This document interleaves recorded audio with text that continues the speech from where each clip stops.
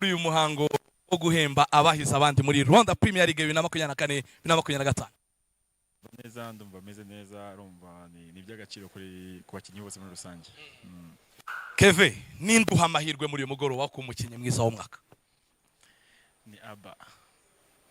Umar Aba. Tere uranavuga ati niwe mukinyi witwaye neza. Yego. Kazi. Bantu patiko. Jaga foto kapiteni. Nawe urabona ko yabyambaye mu mwambaro w'igihugu. Aba bose rero bitwaye neza muri Rwanda Premier. Twacyakira abandi rero abakinyi rwose baraha biraba byiza turafata agafoto kugira ngo twihutishe twinjiremo imbere hanyuma bakirwe na Perezida wa Federation y'umupira w'amaguru mu Rwanda bwana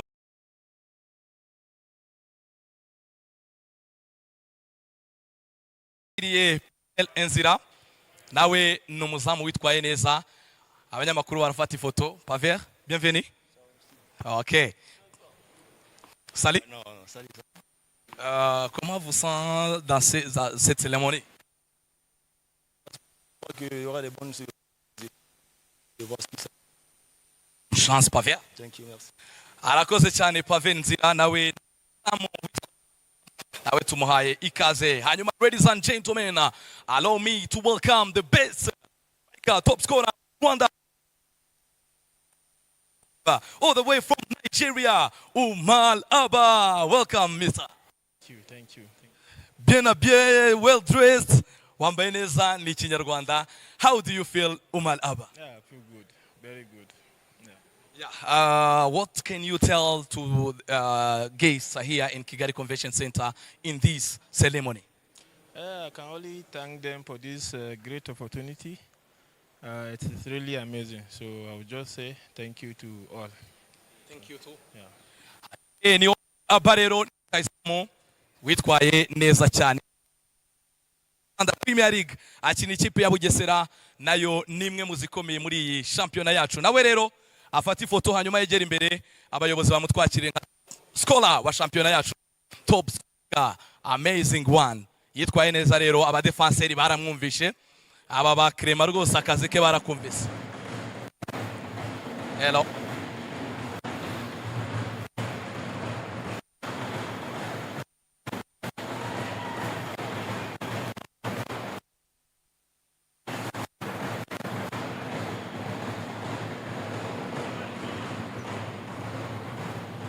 Okay.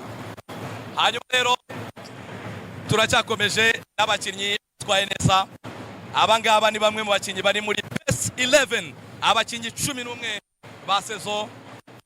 Obedi rero nawe tumwakira numwe mu bakinyi bitwaye neza tujye kwakira abakinyi bari muri best 11 season cyangwa se ikipe yitwaye neza mu mwaka.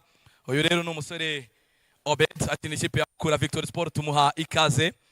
Baratambuka bafata ifoto neza nta kibazo kabisa. No mugoroba mwiza w'ibyishimo akanyamuneza kari mu bantu twese dufite amatsiko. Who is the winner? Ninduri butsinde uyu mugoroba. Hanyuma turakira Jean Bosco. Murabona ko nambaye umwambaro w'ikipe y'igihugu mu kanya baraza kubaberekeza mu mikino y'ikipe y'igihugu ariko baradushimishe baduhaye ibyishimo muri Rwanda Premier League. Ni karibu rero kuri Ruboneka Jean Bosco witwaye neza cyane.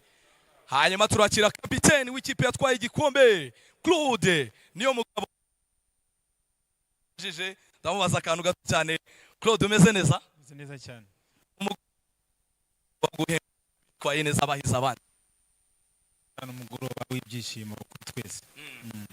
Umutoza mwiza.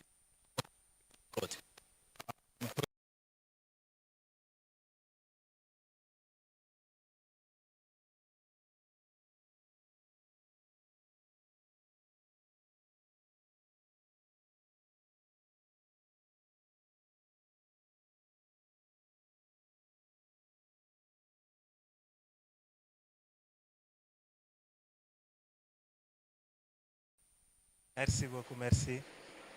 C'est la première saison pour vous ici au Rwanda et vous avez arrivé en janvier. Est-ce que c'est facile de au championnat rwandais? Bon, je ne dirais pas que c'est facile, je ne dirais pas que c'est difficile aussi. Je suis venu en janvier et Dieu merci, j'ai pu m'adapter vite. Et voilà, on va juste continuer de travailler et puis entamer la nouvelle saison avec beaucoup de sérénité. Qu'est-ce que vous avez aimé pour le Rwanda dans la vie rwandaise? Bon, pour résumer tout, je vais dire que j'ai aimé le Rwanda. Ça résume tout. Tu aimes le Rwanda? Ouais. Merci. Merci beaucoup. Merci beaucoup. Cheikh Djibril Ouattara rutazamu kabisa wanyagiranyije incundura abazamu baramwumvise abadefenseri baramwumvise Cheikh Djibril Ouattara tumuhaye ikaze rero n'umwe mu bakinnyi barimo barahatanira kuba umukinnyi mwiza wa saison. Hanyuma twakira abandi mu kire l'autre attaquant l'international sénégalais du Dakar. Bienvenue.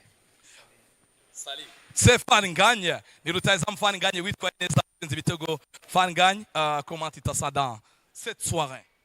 Oui, je suis content. Bienvenue. Merci beaucoup. Fangagne rero rutazamu ikipe ya Rayon Sport nubwo yagize ikibazo cy'imvune ariko ibitego 13 yarabitsinze kandi amara igihe ari on top. Uyu mugoroba rero nawe no kwishimira ibyo yakizeho akira abandi bakinnyi mu kanya. Kapiteni w'ikipe ya APRFC munyemere twakire rero kapiteni w'ikipe ya kabiri muri Rwanda Premier League Kevin, turamwakiriye ahangaha. Muhire Kevin, umeze neza? Meze bon. Okay, so no muhango mwiza cyane rero Rwanda Premier League Awards. Twaye neza abakinnyi, mwitwaye neza ndetse n'abafana, itangazamakuru mwese muri rusange mwitwaye neza, nicyo kiduteranyije ahangaha. Turacyakira abakinnyi ifoto hanyuma duhite dukomeza kugira ngo twihute umuhango tuwujyemo neza. Babyambariye no mugoroba mwiza cyane. Hamwe rero ubwo aho muri murakomeza kutubwira ninde uha amahirwe uyu mugoroba wo kuba meilleur joueur, best player, best young player cyangwa se best coach of the season.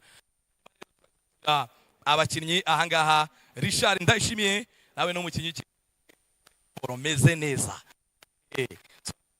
Turacyakira abakinnyi ahangaha Frank nawe ya Gorira Football Club. Aba ni abakinnyi bose nta n'umwe utarakoze, yaba uwabaye mbere kugeza kwa nyuma, buri wese hari sacrifice yatanze muri saison kugira ngo abafana turyoherwe ishime cyane, bitwaye neza. Turacyakira abakinnyi rwose muri uyu muhango. Hanyuma rero dufite n'ibirori biryoshye. Munyemerero twakire umwe mu batoza bahataniye igihembo cy'umutoza mwiza w'umwaka, yanabyitwayemo neza aka w'imikino bwana Shaban. Abanza afata agafoto, ntabwo we angendana, nta kabazo kamwe mbajije gusa muri uyu mugoroba umwaka imikino wamugendekeye, ariko nuko yimva. Shaban, bienvenue. Wambaye neza mbere na mbere. Urakoze cyane, ariko nawe nuko. Cyane coach. Hanyuma yawe batoza bahabwa amahirwe yo kuza umwaka n'umwaka kugendekeye gute? Ni umwaka uvana ibintu bitandukanye, ni umwaka urimo ko ndashimana ko ibyiza ari byo biganje cyane, rero navuga ko yambere umwaka mwiza mu by'ukuri. Nta kindi nakora uretse kukwifuriza kwegukana igikombe. Urakoze cyane. Urakoze. Imbere wakirwa n'abayobozi bacu, Perezida Federation y'umupira w'amaguru ndetse na Chairman wa Rwanda Premier League. Mugoroba mwiza cyane rero mu kanya muhango, ariko nanone turacyafite iri tubyinira no muhango mugoroba mwiza. Abayobozi bacu twabashima, yaba Perezida w'ishyirahamwe ry'amaguru mu Rwanda ndetse na Chairman wa Rwanda Premier League.